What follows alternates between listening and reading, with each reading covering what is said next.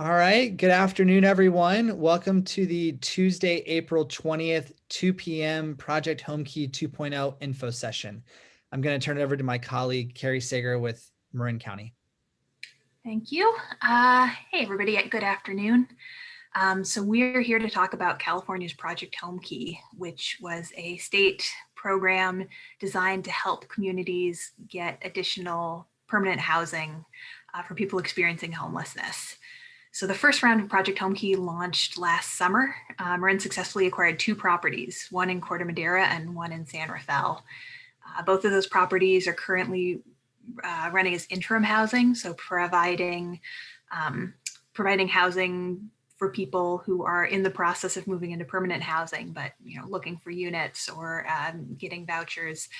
And then they're going to be converted into permanent units later this year, which will result, or next year, resulting in 66 new units of permanent supportive housing in the county. What we're here to talk about today is that the governor has requested a second round of funding, an additional $750 million to create basically another round of Homekey. And we are anticipating that there is a real possibility that request is going to be fulfilled by the legislature. And so we want to get as prepared as possible ahead of time. So why are we doing this? As of January 2019, our last full count of people experiencing homelessness, there were over 1,000 residents of Marin experiencing homelessness. And Project Homekey is a program that gives us a chance to attain the elusive ingredient to ending their homelessness, units of housing. Probably a lot of you have noticed or even experienced homelessness more since the start of the pandemic. Most of the people who are experiencing homelessness in Marin have been homeless in Marin for a long time. Many have disabilities, and what they need is a permanent home combined with supportive services. Project Homekey is a really important tool in getting them that housing with services and making a major dent in homelessness. So what we want to do today is have a discussion with you as a way to get ready for this funding opportunity. Between 2017 and 2019, Marin was one of the only counties in California to reduce chronic homelessness. And since the start of the pandemic, we've actually accelerated our success in finding houses for people by 46%. So what we're trying to do is really build on that success. The way we've done it is in 2015, our system of care had 193 units of permanent supportive housing. So that's that permanent housing with permanent rental assistance or other type of housing and supportive services. As of January 2020, we were up to 514 units, and we've added another 75 units since then. So we're now up to 589 permanent supportive housing units, which is basically tripling our permanent supportive housing stock in the past 6 years. We did this through launching whole person care, which provides intensive client-centered services, by getting all of the homeless providers working together, and by having a really innovative housing authority that was able to put a lot of vouchers towards this work. So I'm going to turn it over to Andrew Henning now. Andrew is with Opening Doors, which is a private-public partnership of funders and policymakers from across Marin, dedicated to ending chronic and veteran homelessness. Andrew is the organization's project director, and he's going to take you through a PowerPoint to give you even more background information on this. So over to you, Andrew. Awesome. Thank you, Carrie. And thank you again to everyone that was able to join today. I am going to share my screen, and we have, as Carrie said, a PowerPoint for you. So thank you again. This is our 7th of 10 community information sessions. So hopefully we've got the answers to your questions if you have any. But again, I'm Andrew Henning. I'm the project director with Opening Doors. And here's the contact information for me and Carrie. Carrie, if you wouldn't mind dropping the emails into the chat.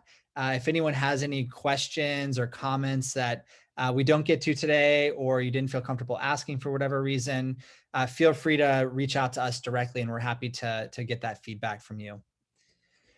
In terms of housekeeping, if you came in a little bit after we started, I just want to let everyone know that these sessions are being recorded. all 10 sessions are being recorded and they're being posted online. I'll be sending out a link to those sessions later this week, probably Thursday or Friday. So just FYI, if you wanted to show this to someone else, or if you wanted to review something or look at another session, we have all of them. We are going to, following the presentation, be doing a Q&A, and we'll be doing that by taking questions from the chat. I would just say up front, if you could please hold your questions for the chat until the end. It'll probably help us be able to kind of manage that better. So, but please, we'll be answering questions through the chat. And then we also have a survey for you to be able to share your feedback about what you're hearing and about the process. This presentation, we are going to talk a little bit about homelessness in Marin, but it's primarily about Project Homekey. So I did just want to just share that, you know, we can try to field some questions about homelessness overall, but it's really about Project Homekey. And then while I don't expect this to happen, if there's any kind of tech issues or Zoom bombing activity, we have everyone's email address that's signed up, and we can follow up and schedule a follow-up session. And then there's also a helpful FAQ here at the bottom, marincounty.org/main/homekey. You can also just Google Marin County Project Homekey. And there's a lot of great information here from the county, both about Project Homekey 1.0 and the current version as well, or the current projected version, I should say. So in terms of agenda, we're doing welcome and introductions now. We're going to talk briefly, as I said, about homelessness in Marin, a little bit about opening doors, and then most of the presentation is about Homekey and your Q&A. So jumping straight into this. So I've been telling everyone I have a 45-minute version of this presentation. So I'm giving you the abridged 5-minute version. So if you have questions, again, feel free to reach out to me or even Carrie if you have questions about homelessness overall. But basically, as Carrie was describing earlier, in 2016, we really embarked on an entirely new approach to trying to solve homelessness in Marin County. And there's a lot of background for why this approach started, but the core insight was that we realized that there was a small group of folks who were generating most of our challenges related to homelessness. And this group of people is what we call people experiencing chronic homelessness. And so if you were to imagine homelessness on a spectrum of people that are temporarily homeless to people who are long-term chronically homeless, the vast majority of people actually resolve their homelessness relatively quickly in a few short weeks or months, but a small minority actually experience homelessness for many years. And studies both in Marin and across the country have found that for people that are long-term chronically homeless, their per capita cost on the community in terms of different services like EMS, emergency room visits, other kind of emergency interventions can be as high as $60,000 per year per person, just for someone to be unhoused. And the big kind of factor behind that, and I think what really motivates a lot of us, is that this is based on underlying vulnerabilities. So people experiencing chronic homelessness by definition are experiencing long-term homelessness and have some kind of disabling condition that's making it harder for them to resolve their homelessness. And that could be a physical health issue. It could be a traumatic brain injury, behavioral health, substance abuse, or in many cases, many of these challenges at the same time. And so what we find is that studies show that people experiencing chronic homelessness pass away on average 25 years earlier than their housed peers, not from singular nights of cold or rain, but instead from long-term chronic health conditions that go untreated. And so that really became the universe that we started focusing on. And what we realized is that back then, 5 years ago, we had a lot of great programs and services in Marin, but they weren't necessarily focused on this part of the curve. And so in order to better understand how to address this part of the curve, we started going on field trips. So we went up to Sonoma, to the East Bay, down to the South Bay. We took our elected leaders, city, county. I like doing these presentations when I have one of the picture folks in it. So Carrie was part of this when we were getting this going. And we really started learning as much as we could about what other communities were doing around homelessness. And at the same time, we also started mapping the actual lived experience of people that were chronically homeless in our community. And as you can see from this map, homelessness is denoted in the middle, housing or permanent housing is denoted on the outside. And you can see that our local system was kind of a convoluted maze of trying to navigate to these different services. And not a lot of folks were actually getting to permanent housing. And basically what we realized is that we had this cycle whereby we had people that were inherently had challenges in serving those folks, again, because of those underlying disabling conditions. We created programs that did not cater to the lived experience of those conditions. And thus, people were failing out of our programs. They were becoming more distrustful of the system. They weren't seeking help, and they were getting worse. And the result was that we had, in some cases, people who had been experiencing homelessness in Marin County for 20, 30, even 40 years. And so this wasn't working for them, and it certainly wasn't working for the community either. And so what we realized in all of our field trips is that we didn't need another program. We didn't need a substance abuse program, for example. We needed a new process for recognizing the unique needs of these individual people.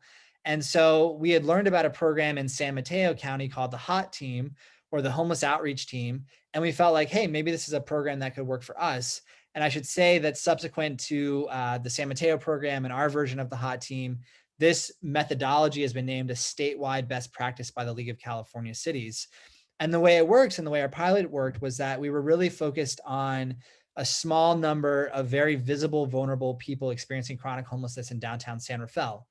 We convened the city, the county, local nonprofit partners, and we met on a bi-weekly basis and really focused on a small list of people and trying to get those individuals housed.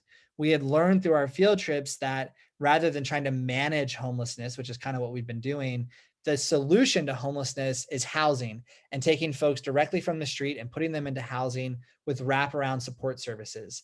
And as counterintuitive as this can sometimes maybe sound, it's actually 200 to 300% more effective than the status quo of waiting for people to navigate the maze of services that many communities have.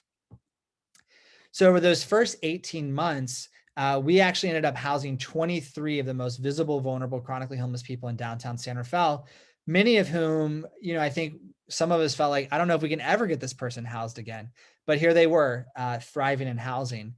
And so in 2017 and October 1st of 2017, to be exact, we decided to say, hey, can we take the HOT pilot and turn it into a county-wide strategy for addressing homelessness? And fortunately, around this time, we discovered an organization. It's a national organization called Community Solutions, who had launched a campaign called Built for Zero to basically help communities like Marin County, all over the country and even in Canada, develop this by name list strategy at a county-wide level. And so thanks in part to a lot of great partners locally, like the Housing Authority, like Carrie mentioned, the methodology like Build for Zero, we've had a fairly significant impact on this target population of people experiencing chronic homelessness. From 2017 to 2019, we saw an almost 30% reduction in chronic homelessness. And again, as Carrie said earlier, this was very strongly correlated with the fact that we were creating more permanent supportive housing along the way. Since October 1st of 2017, we've housed now over 320 of the most visible, vulnerable, chronically homeless people in our community. And while this one stat's a little outdated, our retention rate has dropped to 94%. That still compares to 85% nationally. So our programs locally are doing extremely well. And for people that have been previously homeless in San Rafael and then were now housed, we've seen major reductions in emergency service utilization, which was our original hypothesis to begin with. So we've really seen come into fruition the impact that we wanted to have around serving this very vulnerable group. So the common question at this point is how? How did you do this? And Carrie mentioned that we have an amazing partnership with the Marin Housing Authority. So the vast majority of people that we've housed are actually in scattered site rental units across the entire county, from Mill Valley to Novato, Larkspur to Inverness. Hundreds of people are now housed in scattered site rental units throughout the community. So I think what's amazing about this is that, often there's some concern about these types of programs in someone's neighborhood, but we're already housing people countywide, and they're really thriving in their housing and not having a big impact. And so that really has been a powerful testament to Housing First in this approach. Of course, rental units alone are not enough. And so we've also been working to try to create actual new units. And so Victory Village is an example. This was a project for low-income seniors in Fairfax.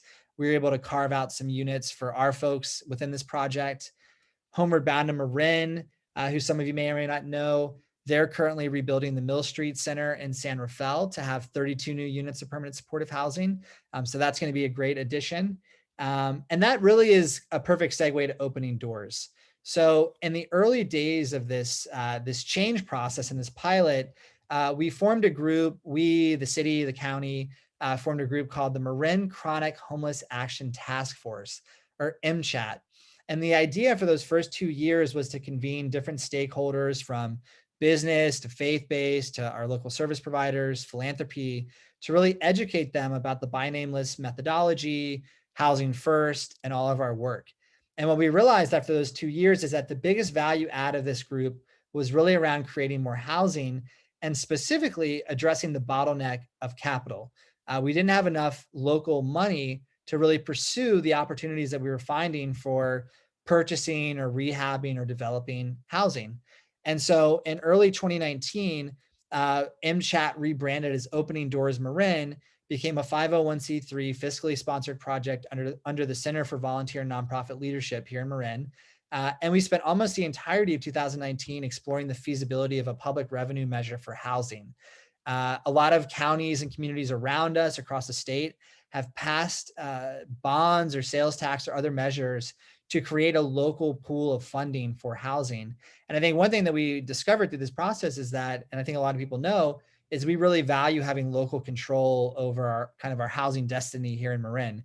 And so these kinds of bonds and public revenue measures provide the chance to get that kind of funding that can be deployed locally in a way that makes sense to local communities.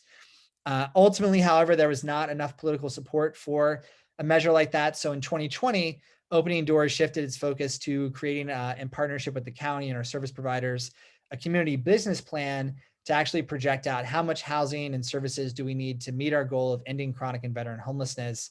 And then the goal was to actually go out and find philanthropic monies or raise money from local individuals and organizations to actually achieve that goal. So that was the plan, at least until obviously everything changed with COVID. Before going on and to tell you more about how Opening Doors has kind of shifted and where the work has shifted over the last year, I did want to say if you're interested in Opening Doors and kind of the model that we might be pursuing, there's an organization in Santa Clara County called Destination Home, which is probably 10 years ahead of us, but they've actually been able to do some of this public revenue work in Santa Clara County.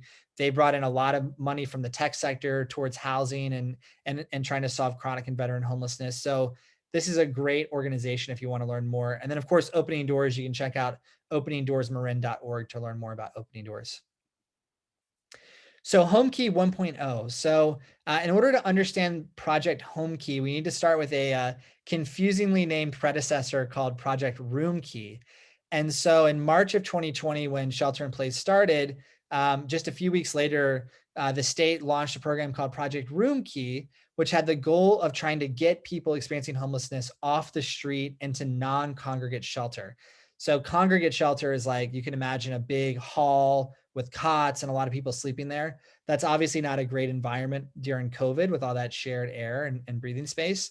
And so the state said, like I talked about earlier, many people in the homeless community are extremely physically vulnerable. And so we need to get those folks off the street into hotels and motels to make sure that there isn't a breakout of COVID among the homeless community.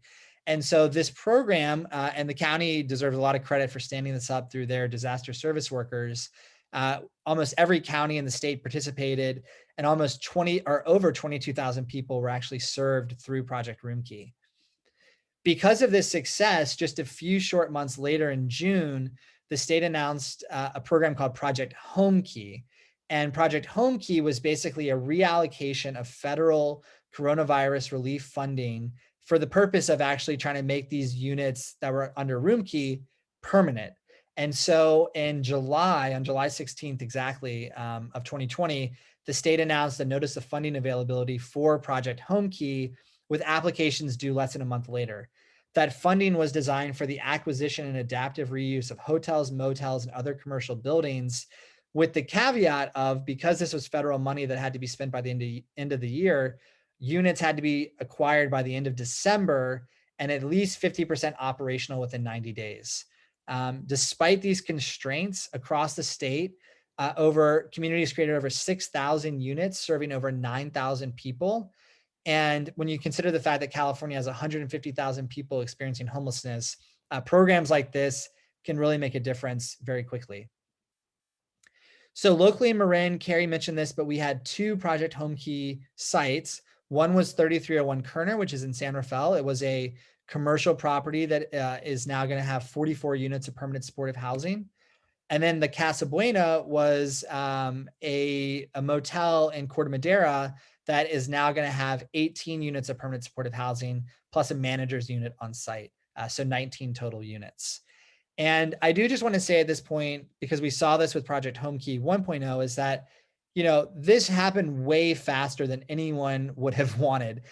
These projects typically take, an affordable housing project like Victory Village, for example, that takes many years of planning, community buy-in, planning commission approval, city council approval, getting the financing. And so there's a lot of steps for feedback.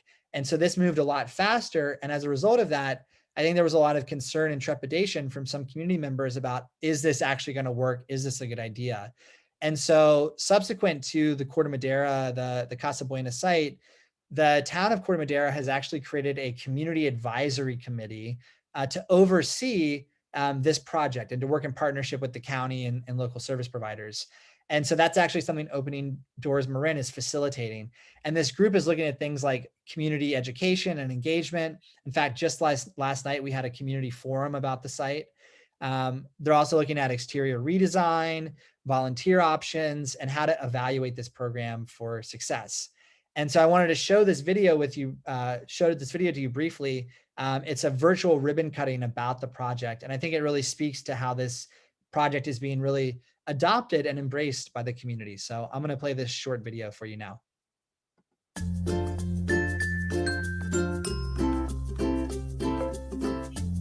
On behalf of Corte Madera's elected officials, staff, and residents, I'd like to welcome you to the Casa Buena, Corte Madera's first permanent supportive housing for those that experience homelessness.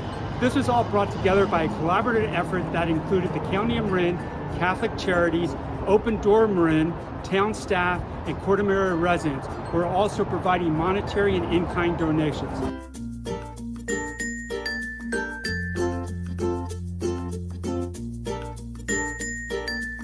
Marin has worked very hard over the past 3 years to address our homeless population. And with the Homekey project in Corte Madera at Casa Buena, we will be able to provide needed housing for 18 of our most vulnerable residents while wrapping all the services the county has to offer around them. I want to thank the community of Corte Madera, their city council, and the Casa Buena Steering Committee for working with the county to make this possible. When I first heard of plans to build a homeless shelter in Corte Madera, I was very much opposed to it. It wasn't until I did a bunch of research on my own that I began to realize that permanent supportive housing can be an important solution to the homeless issue we have here in Marin County.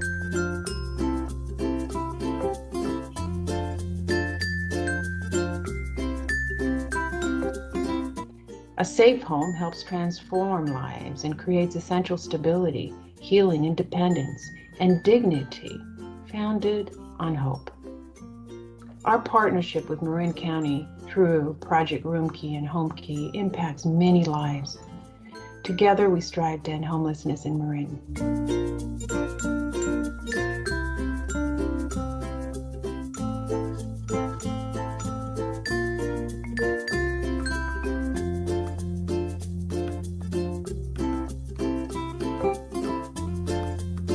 From Corte Madera to Novato, Larkspur to Inverness, we have successfully housed hundreds of our community's most vulnerable chronically homeless people. Because of projects like this and the support of community members like you, I know we can reach our goal of being the first county in the Bay Area to end chronic homelessness.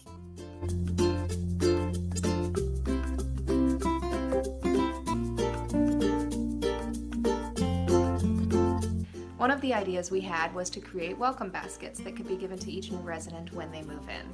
So we sent people shopping for everything from toothpaste to shampoo to snacks, cozy slippers, and grocery store gift cards. And the response from the community was frankly overwhelming. So many people wanted to be a part of this. It really embodies the spirit of Corte Madera as a welcoming place. So on behalf of Corte Madera, I'd like to welcome our newest residents. Welcome to Corte Madera!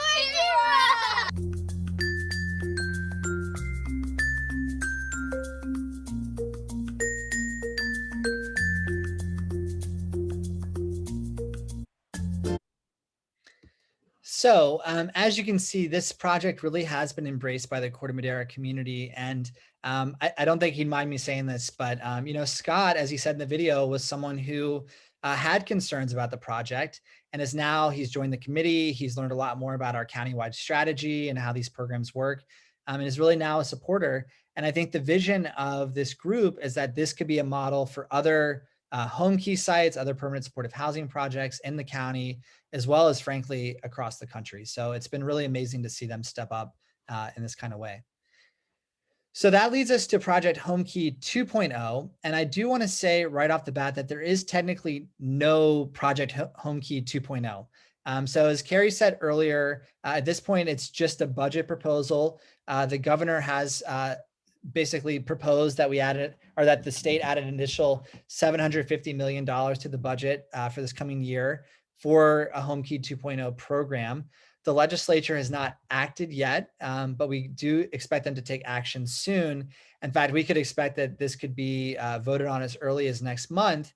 And given the rapid turnaround of Homekey 1.0, we might expect a funding notice as early as next month. So that's really a big reason. It's probably the primary reason that we've been having these info sessions and getting out in front of this, is that last time, because it was so fast, I think it caught communities all across the state on their heels. We're trying to get out in front of this, engage the community, get your feedback, and try to have really successful round 2 projects. And again, because there is no Homekey 2.0 yet officially, a lot of the assumptions moving forward in the rest of the presentation are based on what we know from Homekey 1.0. So first and foremost, from the previous round, we know that cities, counties, housing authorities, and tribal governments need to be the lead applicant for Homekey. There can be co-applicants like social service providers or nonprofit developers, even for-profit developers, but a governmental agency really needs to lead the charge on the application.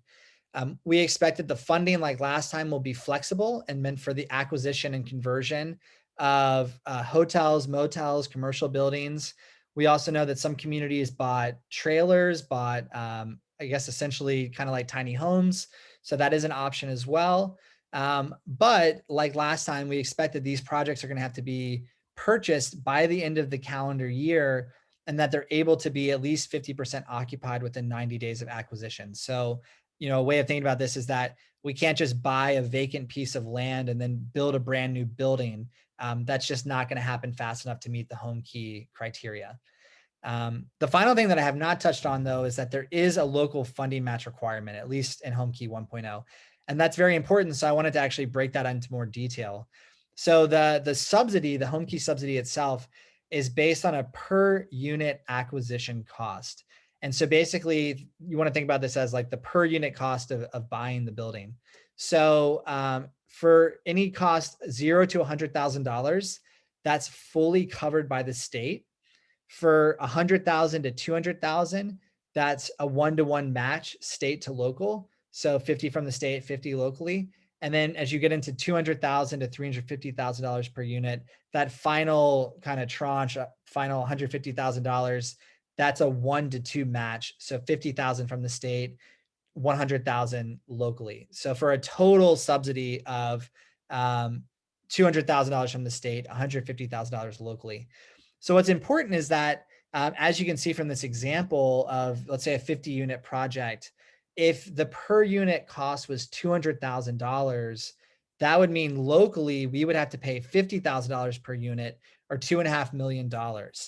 If the cost of the project went up by just $90,000 per unit, our local contribution would go up to $110,000 per unit, or $5.5 million. And what's important is that, you know, maybe in the grand scheme of things, that doesn't seem like a lot of money. It is a lot of money, but our whole opening doors' whole reason for being is that we don't have sufficient local capital to make these kind of acquisitions. So both the state funding from Homekey, as well as how much we're able to contribute locally, are very key factors in making these projects work. So that leads to our current draft local criteria. And the first piece of criteria is really around, we're not trying to identify projects that are in areas of concentrated poverty. And there are two reasons for this. Number one is just morally, ethically, from an equity basis, we want to make sure that we're creating housing that's scattered throughout the entire county in areas that, of all different incomes. So that's just kind of number one. Number two is also operational. So the way that we finance a lot of affordable housing in our community, and this is the case all across the country, is that we take Section 8 vouchers or housing vouchers and we place them with individual housing units. And what's important about that is that doesn't mean that's free housing. The way a housing voucher works is that an individual in that room or a household in that room contributes 30% of their income, whatever that income is, and then the voucher covers the rest up to market rate. And that's important because that additional subsidization is what allows for us to pay for operational costs like property management, maintenance, security in some cases. And it also allows us to pay for services long-term, like basically just like case management. So having vouchers attached to projects is very important. And I think I clicked ahead, sorry. So also in line with this first one is, we're looking for projects that are geographically distributed throughout the county. Last time we submitted projects that were geographically distributed throughout the county. And same thing this time. We don't want to have projects that are all in one community. That just doesn't feel fair and equitable. And so we want to make sure that we're distributing these throughout the county. The other piece is, and this goes back to the financing, is that we're really looking for participation from nonprofit developers. And so why is that important? So Homekey is subsidy for acquisition. It does not necessarily provide any funding for rehab. And so the way that a lot of affordable housing projects get financed, and the way in particular with this, we can pay for rehab costs, which can be equal to acquisition costs in some cases, if not greater, is through something called low-income tax credits. And so that's a financing mechanism that nonprofit developers can use. And so what's key about this is that nonprofit developers often have a certain scale of project that they need to pursue in order to make it work financially for their organization. And so we've talked to a number of nonprofit developers, and generally speaking, based on their kind of parameters, we're looking for projects that are 45 units or larger. I don't want to say that that's a hard and fast rule because every project is different. Some projects might already be rehabbed to a point that we don't need significant rehabilitation, or there might be some other creative way to provide services or finance the ongoing costs. But I would say, generally speaking, we're looking for projects that are a little bit on the larger side of 40, 45 units or larger. So I wanted to share that. And then also in terms of per unit cost, again, the max state subsidy is reached at $350,000 per unit. But again, because we lack that local capital, we're really trying to look at projects that are less than $250,000 per unit. And then lastly, and this was something that was actually required in the Homekey 1.0 application. It was something that got points in the application, is we don't want these projects to be in the middle of nowhere. We want them to be connected to transit, to groceries, to other services. We don't want people to be isolated in the middle of nowhere. That's not going to necessarily help them reintegrate and thrive in the community. So as I mentioned, this is info session 7 of 10. We have 2 tomorrow and 1 on Thursday. Those are the final sessions. They're all being recorded. I will be following up with you later this week to send you the recordings. I think I mentioned that earlier, but and then the county is also in the process of releasing what's called a request for interest. So this is a formal solicitation to property owners and sellers to get their feedback if they want to sell or participate. And then again, at this point, we're trying to get community feedback on the criteria that we're pursuing for these projects. And then as projects are coming in, we have a team that includes, different funding partners, different nonprofit developer partners, service partners, the county certainly opening doors that are looking at these projects and seeing if they're actually viable. So are they actually for sale? What's the cost? How many units? Can it be occupied in the right timing? And then based on this due diligence and the criteria I just described, we want to be in a position that whenever the new NOFA comes out, we're in a good position to apply as fast as we can. So there is a survey that I will share the link in the chat. And so after I conclude here in a minute, I'll share the link to the survey. And again, we're looking for your feedback on the criteria for projects locally, We're looking for factors that will lead you to support, factors that might lead you to being more concerned. And then again, if you have actual project ideas, we're trying to collect all those ideas. So I'm going to copy this link and put it in the chat. And as I do that, I'm going to stop sharing. And Carrie, I don't know if there are any questions we want to field right off the bat. And just a reminder that we've kind of noticed as we've been doing these sessions is that if you type into the chat, you can type into the Q&A box, you can type into the chat, and you can send it to panelists, or you can send it to panelists and attendees, and then everyone can see it. So just to clarify that. Yeah, so the only question we've gotten so far is from Mayor Eklund, who's wondering where to get a copy of the community business plan. So I think that's a question for you. Is that posted somewhere? Yes. So we had an early iteration of that, as I mentioned, early last year. So I'm happy to share that with you, Mayor Eklund, the previous iteration of that. I will say we are currently in the process of updating that based on some of the numbers that we have from because of the last year. A lot's changed. So in fact, I think we have a meeting next week maybe to try to finalize some of those calculations. So happy to coordinate with you to get you a copy of that business plan. And then I see a question from Teresa around when will the county release the RFI? Carrie, do you happen to have any information on this? I don't know the time. I do not have the exact timing. I think the goal is to do it quickly for all the reasons Andrew stated, but I don't know if we have a specific date yet. Yeah, hopefully very soon, but we don't have an exact date. Yeah. Great. And yes, I will send you the last year's version. Any other questions? We've been doing a number of these, and one of the common questions we hear is kind of, what's next? How do I get involved? What would be helpful? And I would just add, if we certainly have the recordings, you can share the info sessions, but if there are other groups that you feel like could benefit from a presentation like this, we're actually going to do a version of this presentation next Tuesday evening for the Novato City Council. So that's certainly something we could do for a city or town is do this presentation. So just wanted to plug that we're really trying to get community feedback and engagement on this in terms of the criteria, in terms of projects. So if you have any ideas for that, feel free to reach out. And Teresa is asking, curious as to why the unit cost seems so high. So interestingly, by comparison, it's actually pretty low. If you can believe it or not, the per unit kind of development cost for affordable housing, new affordable housing in Marin in the Bay Area is actually, I think, well over $500,000. I think the Victory Village project, which was brand new ground up development, was maybe close to $600,000 per unit. So actually this kind of creative adaptive reuse is much cheaper. And as I mentioned, also, we've seen across the state that some communities were able to find some land somewhere. I don't know if there was a land cost associated, but they were able to, maybe find like a faith-based organization or a commercial site or whatever it might be, and then purchase trailers or other kind of tiny homes that could be rapidly purchased, installed, and then serve as kind of long-term housing.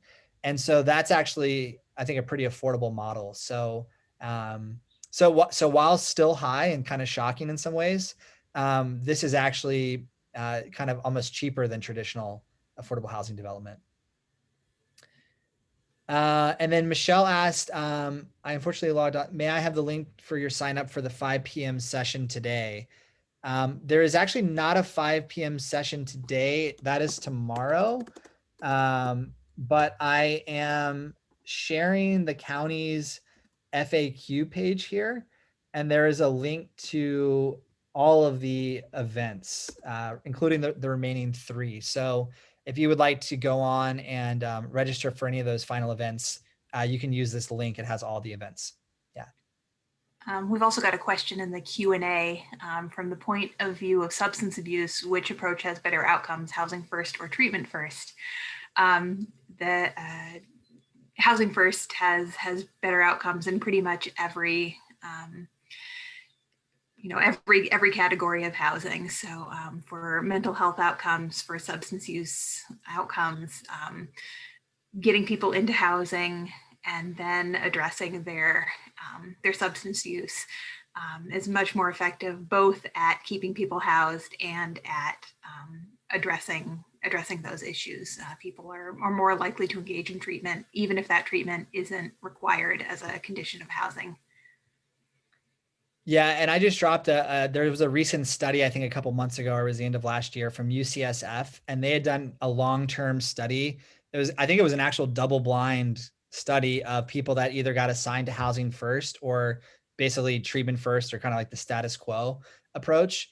And they found that housing first was resoundingly more successful, and for all the reasons Carrie described, for a very basically a subpopulation with complex needs, including substance abuse. So definitely worth checking this study out. Question from Greg: how will the communities impacted be involved in the process, and at what point? So this is a great question. So basically, in planning these sessions, one of the original thoughts was, well, could we try to identify sites and then get feedback on the specific sites? What's a challenge is that, most real estate negotiations are confidential between buyer and seller. And a lot of sellers are not totally comfortable with announcing that they're interested in selling. And then, there's not really a deal there yet. And so that can cause a lot of challenges. And so basically what we're trying to do this time is come up with, through this process of these info sessions, our survey, we've basically presented to the Marin Community, I'm going to mess this up, MCCMC, the Marin County Council of Mayors and Council Members, to give them an update on this. But basically, we've been trying to talk to as many people as possible to let them know about this, to let them know that we're looking for feedback about the types of projects that we apply for, like all the criteria I showed you earlier. And then we're going to use that criteria to apply for sites. I mean, ideally, like last time, it could be a portfolio of projects. And then at that point, once we've applied, then we would want to work very closely with the communities where there are projects to plan community information sessions, to talk about, parameters of the project. What is this going to look like? How's it going to impact the city and town? That's basically what we were able to do last time. It just started later than we would have wanted. So we did a lot of that engagement with Novato and San Rafael and Corte Madera. And this time we would just want to try to start that a lot sooner. So that's in short kind of what the tentative process is.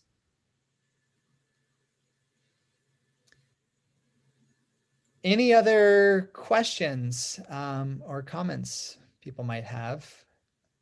Carrie, anything that you can think of from other sessions that people were curious about, or? I don't think so. Yeah, hopefully the presentation, sorry, it's a little on the longer side, but hopefully it covered things that might have come up. We've got another question in the Q&A.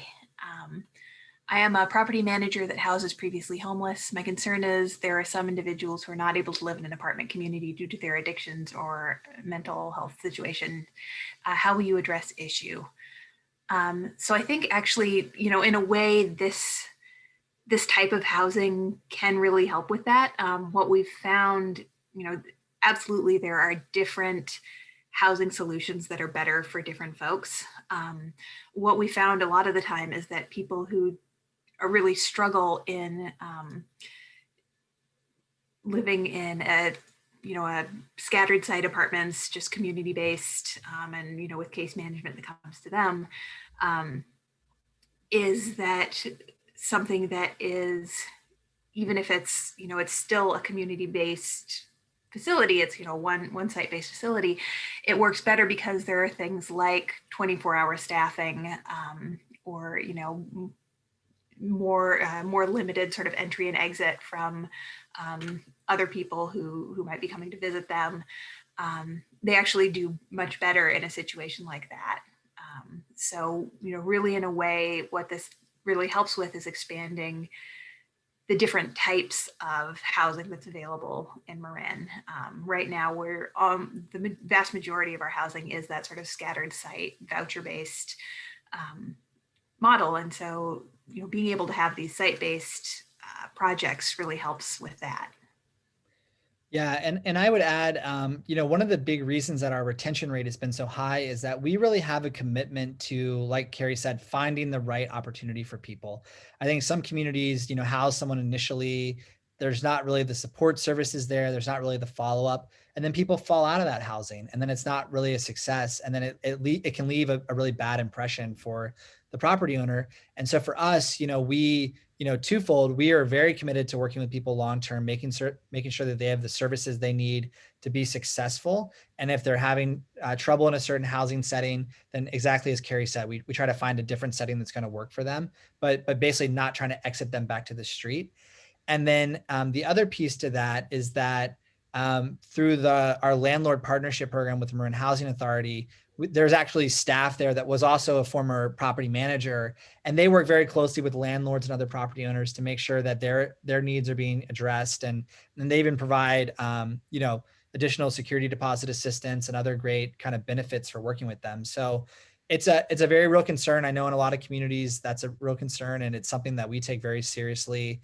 We even have a pilot kind of program going on right now where we're trying to even further improve how we are able to respond to property owners' needs and so forth. So it's a great question, and it's something that we've taken very seriously and are very committed to making sure that these are good experiences for both the resident and the property owner and the community around them. So with that, I don't see any more questions. Nothing wrong with that. We've actually been ending a lot of these at around the 45, 50-minute mark. So again, if you have any questions or thoughts or something that comes up after the fact, Carrie, maybe do you want to type our emails in again, just so people see it's the last fresh thing? Feel free to reach out to either of us. Happy to chat and talk about ideas. And otherwise, again, we really appreciate you taking the time. And I'll be sending out the slides, the recordings to all the sessions later this week. And feel free to forward that to people in your network, share the survey. And and I did share the survey in the chat, right?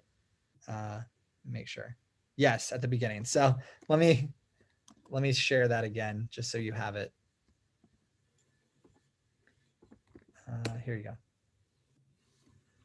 Great. Thank you for the feedback. Yeah. Great, everyone. Thank you so much again. And we hope you have a great rest of your day. Thanks, everybody. All the best. Take care.